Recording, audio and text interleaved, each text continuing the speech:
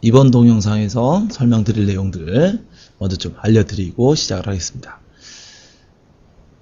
서버 쪽 처리하는 부분을 이제 거의 남겨두고 있죠. 서버 쪽 처리하기 전에 이번 동영상에서는 화면에서 처리하셔야 될 내용 몇 가지가 더 있는데 알려드릴게요. 자, 여기 보시면 이메일이 있죠. 골뱅이가 나옵니다. 이게 나오면 뭘 하셔야죠? 밸리데이션 체크를 하셔야죠.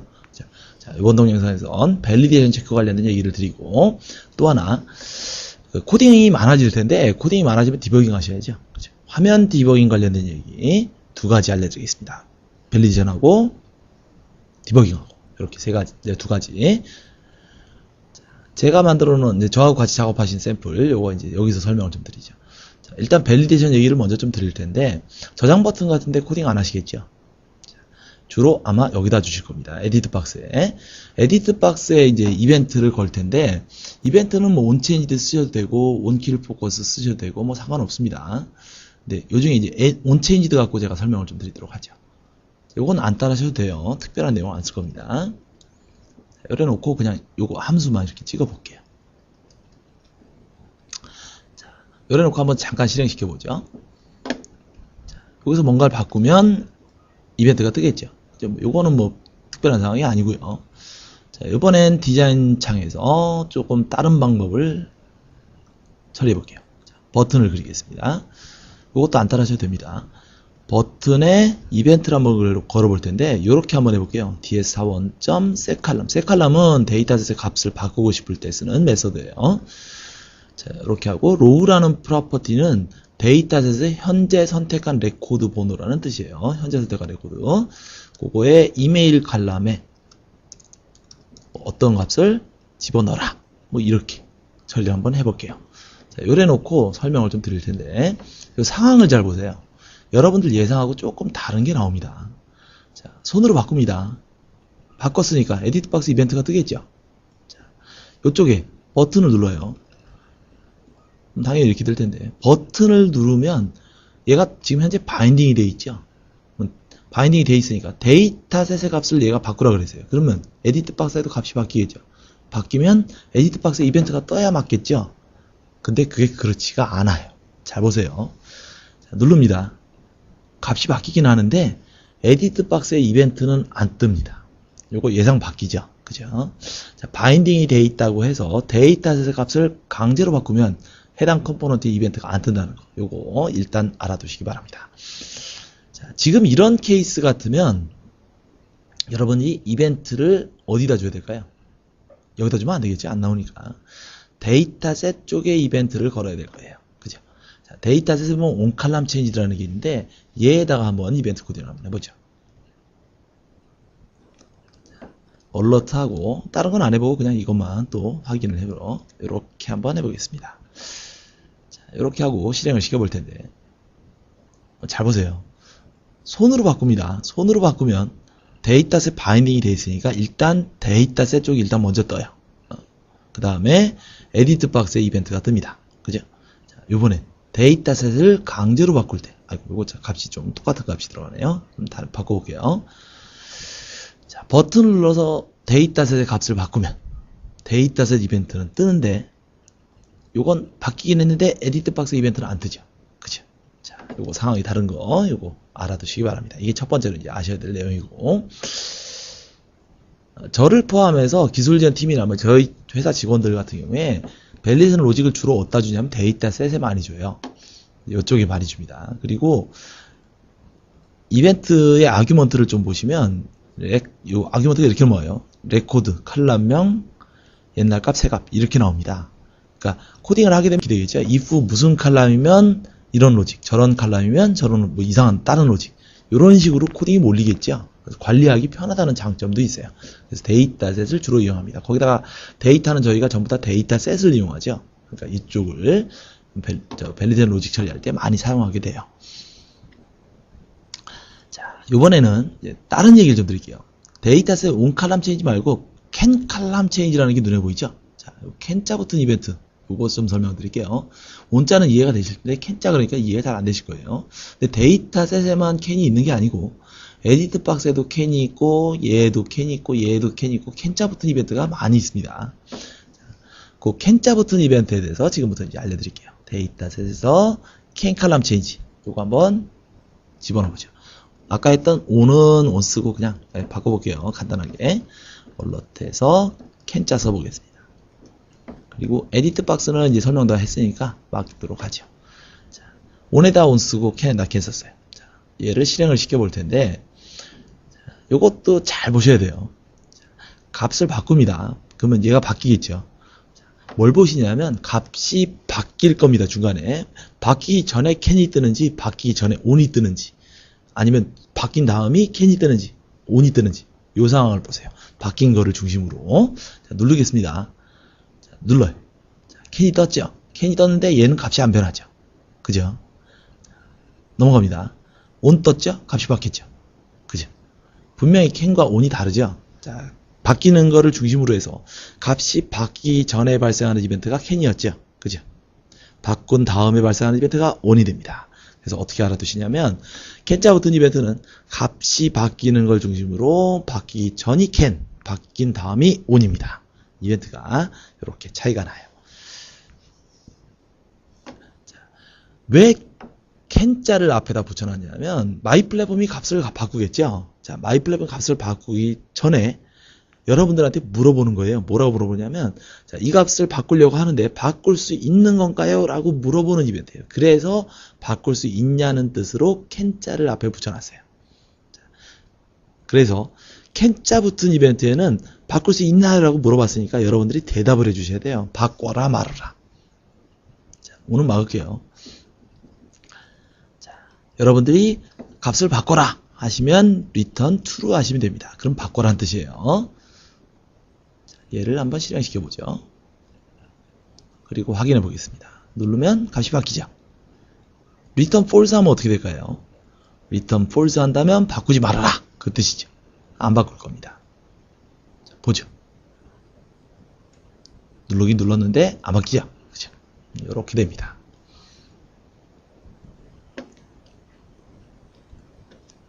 자, 여기까지 이해되셨나요? 캔자 붙은 이벤트 굉장히 많이 쓰는 거예요. 밸리데이션 쪽 처리할 때. 근데 제가 여기까지 설명을 드리면 저걸 어디다 쓸까? 그런 생각들 하실 겁니다. 지금부터 좀 전에 알려드린 내용을 어디다 쓰는지 그거 응용하는 거를 좀 알려드리도록 할게요. 요거는 제가 만들어 놓은 샘플 갖고 설명을 드리겠습니다. 한번 열어보세요. 자, 밸리데이션 체크를 이메일에 안 걸어놨어요. 여기다 뭐 거셔도 될 텐데 제가 그냥 막아놓기만 했죠. 자, 데이터셋에 걸어놨어요. 데이터셋에 온칼럼 체인지, 캔칼럼 체인지인데 캔칼럼 체인지에다가 제가 코딩을 걸어놨습니다. 스트링 칼럼 아이디 이메일이면 뭐 이런 식으로 해놨죠. 자, 이렇게 해놨는데 요거 일단 실행시켜서 보여드릴게요. 자, 얘를 이렇게 골뱅이를 안 넣었어요. 그러면 골뱅이 넣으세요 라고 메시지 박스가 떠야죠. 그 다음에 뭘 해달라고 갑이 요구를 했냐면 이렇게 해달라고 그랬어요. 자, 원래 상태대로 되돌아가게 잘못 쳤으면 자, 요런 걸 해달라고 그랬습니다. 여러분들이 만일 이거를 처리하려면 온자 붙은 이벤트만 아신다면 이렇게 하실 거예요. 요 값을 어디단가 보관을 하겠죠. 그리고 메시지 박스를 띄우고 다시 옛날 값을 세팅하셔야죠. 근데 이거를 캔자 붙은 이벤트를 이용하면 이렇게 하실 수가 있어요.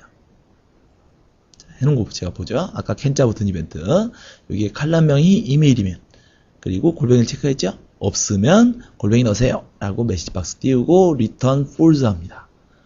옛날 값을 세팅하는 거나 바꾸지 말아라 하는 거나 똑같은 얘기죠. 그래서 바꾸지 말아라 이래버리면 되는 거예요. 물론 골뱅이가 있다면 return true 해서 바꿔라 그렇게 하면 되겠죠. 그죠? 이런 식으로 하면 아주 간편하게 지금 이 문제를 해결하실 수 있죠. 자, 근데 제가 여기까지 이렇게 얘기를 드리면 지금 이 케이스가 실전에서 많이 등장하는 케이스는 아니에요. 그래서 요거보다도 실전에서 많이 등장하는 그런 예를 또 하나 설명을 드리도록 할게요. 현재 DB가 성명이 난널로 되어 있습니다. 그러면 여기다 반드시 값 넣어야죠. 자, 사용자가 깜빡하고 얘를 지웠어요. 그리고 다른 거를 찍어요. 그러면 성명 꼭 넣으세요. 이거 나와야죠. 그죠? 그 다음에 요렇게 돼 있어야지. 그죠? 자, 여기다 넣으라고 놔야 될 겁니다. 자, 요거를 처리하고 싶어요. 어떻게 하면 좋을까요? 이거 처리하는 걸 모르셔가지고 가만히 보면 이제 레퍼런스 사이트들 하시는데 막 그리드에다 셀 클릭 이벤트 잡으시고 뭐 여러 가지 막 코딩 복잡하게 하세요. 이렇게 하면 아주 간편하게 해치울 수가 있어요. 데이터셋에 can column change 이벤트를 줍니다. 그리고 여기다가 name column이면 길이 체크를 해요. 안 넣었어요, 사용자가. 그럼 성명 꼭 넣으세요 하고 return false 합니다. 그러면 바꾸지 말아라, 뭐 그 뜻이죠. 그러니까 제자리로 그냥 가 있겠죠. 이렇게 되는 거예요. 만일 제대로 넣었다면 return true 이렇게 하시면 되겠죠. 그죠? 이렇게 하면 손쉽게 밸리데이션 로직을 처리하실 수가 있어요. 그래서 can자 붙은 이벤트를 굉장히 많이 씁니다. 알아두시면 편할 것 같아요. 참고로 can row post change는 언제 쓰는 거냐면 레코드 포지션을 이동하기 전에 발생하는 이벤트겠죠. 그죠? 그러니까 이런 뜻이에요. 레코드 포지션, 요거 현재 맨 첫 번째 거 요거 선택되어 있죠. 두 번째 레코드 포지션으로 움직일 때, 요때 그 움직이기 전에 발생하는 이벤트가 can row post change입니다. 이런 것도 같이 응용하실 수 있을 거예요. 자, 밸리데이션은 이렇게 설명을 드리도록 하고요. 자, 좀 헷갈리실 텐데 천천히 생각해 보시면 굉장히 도움 많이 되는 겁니다. 알아두시고요. 자, 이번에는 다른 얘기, 디버깅 관련된 얘기를 지금부터 설명을 드릴게요. 자, 디버깅은 제가 조회 버튼에다가 설명을 드릴게요. 조회 버튼을 더블 클릭 한번 해보죠. 마이 플랫폼에서 화면을 디버깅하는 방법이 세 가지가 있습니다. 그 중에 첫 번째 방법은 요것만 안 따라하셔도 됩니다. 얼러트가 있겠죠. 그죠? 뭐 더 설명 안 드려도 되죠. 자, 그건 됐고요. 두 번째 방법이 있는데 지금 알려드리는 함수 기억해 두세요. 디버깅 전용 함수가 있습니다. trace라고. 자, 이렇게 한 다음에 얘를 실행하기 전에 요 아웃풋 창을 클리어하게요. 오른쪽 버튼 누르고 메뉴 나오면 클리어 하시면 이렇게 클리어 됩니다. 아웃풋 창에 뭐뭐 써지냐면 에라 내용하고 요거 있죠, 요거 트레이스의 건네요. 그게 아웃풋 창에 찍히게 돼요. 그러니까 이래놓고 하는 게 좋겠죠. 한번 실행시켜 보죠. 그리고 조회 버튼을 누르면 이렇게 써지겠죠. 그죠? 이렇게 하시면 되는 거예요. 자, 요거 이제 두 번째 방법, 트레이스 함수 기억해 두시고, 그 다음에 세 번째 방법 알려드릴게요. 마이 플랫폼 라인 디버깅 기능 지원합니다. 그래서 지금부터 디버깅 기능에 대해서 알려드릴 텐데 제가 코딩을 지금부터 복잡하게 짜볼게요. 자, 이렇게 한번 해보죠. 이건 따라해 보십시오. 그냥 복사하는 겁니다. 자, 이렇게 해놓고, 자, 라인 디버깅이라는 게 뭐냐면 그 비주얼 C++이나 뭐 아니면 이런 비주얼 스튜디오 같은 것들, 그다음 뭐 비주얼 베이직 이런데 컴파일러 언어들을 보면 한 스텝씩 이렇게 진행하면서 보는 거 있죠. 브레이크 포인트 설정하고 뭐 이렇게 하는 거. 그럼 디버깅 기능을 마이 플랫폼도 지원을 해요. 근데 제가 왜 이걸 왜 따라하라 그랬냐면 안타깝게도 메뉴에 보시면 디버깅 관련된 핫키가 없어요. 디버그 폼밖에. 그거 말고도 이제 핫키들이 많은데 주로 디버깅 할 때는 핫키 많이 쓰거든요.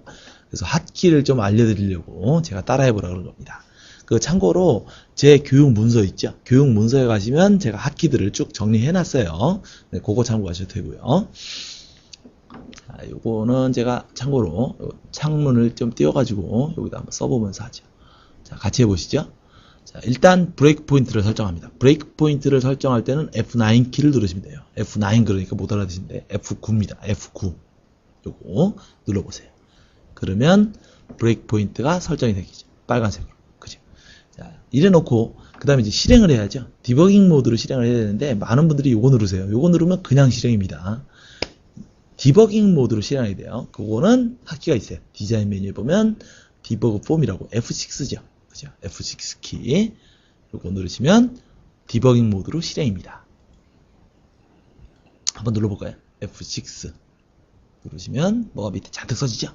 그리고 뜹니다. 자, 이래놓고 진입을 해야 되는데 얘를 눌러야 진입하죠. 여기다 이벤트 코딩하고 브레이크 포인트 걸어놨으니까. 자, 안 누르시고 진입 안 되는데 막 그러시는데 누르셔야 됩니다. 누르시죠. 자, 누르신 다음에 툴로 가보세요. 그러면 노란 화살표 있죠? 자, 현재 이 상태에서 이제 서 있는 거죠. 자, 이래놓고 그 다음 이제 다른 것들 많이 쓰시는 핫키들 몇 가지 좀 알려드릴게요. 많이 쓰시는 게 뭐 있냐면 다음 라인 진행하는 게 있어요. 그거 많이 쓰실 텐데 그거는 F10 누르시면 됩니다. F10 써드리죠. F10 누르시면 다음 라인 진행입니다. 이렇게 하시고요. 그 다음에 이것도 많이 쓰실 거예요. 커서를 요쯤 갖다 놔요. 그리고 바로 여기서부터 노란색 화살표 여기서 요 커서까지 바로 점핑해서 여기까지 실행하는 거. 그거 많이 쓰시죠? 이건 컨트롤 F10입니다. 컨트롤 F10. 컨트롤 F10. 요거 쓰시면 돼요. 자, 이렇게 하면 다음 이 정도의 컨트롤 F10 이렇게 되겠죠. 자, 그 다음에 또 많이 쓰이는 하키가 뭐 있냐면 브레이크 포인트를 여러 개를 설정해요. 물론 F9키 누르시면 여러 군데 설정할 수 있겠죠. 이렇게 요래놓고 그 다음 브레이크 포인트로 점핑하는 거 요것도 많이 쓰시죠. 이제 그거는 F5입니다. F5 요거 누르시면 다음 브레이크 포인트 진행이에요.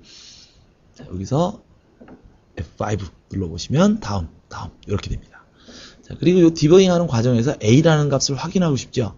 그럴 때는 얘를 이렇게 마우스를 끌어서 밑에 보면 와치창이라고 있어요. 이 와치창에 이렇게 갖다 놓으시거나 아니면 직접 손으로 A라고 치시거나 이렇게 하시면 내용들을 보실 수가 있겠죠. 자, 그 다음에 제가 여기 해놓은 상태에서는 설명을 드릴 수가 없는데 또 많이 쓰시는 하키가 뭐 있냐면 여기다 함수 호출을 막 하죠. 함수 호출을 하시면 함수 안으로 진입을 해 들어가야 돼요. 그죠?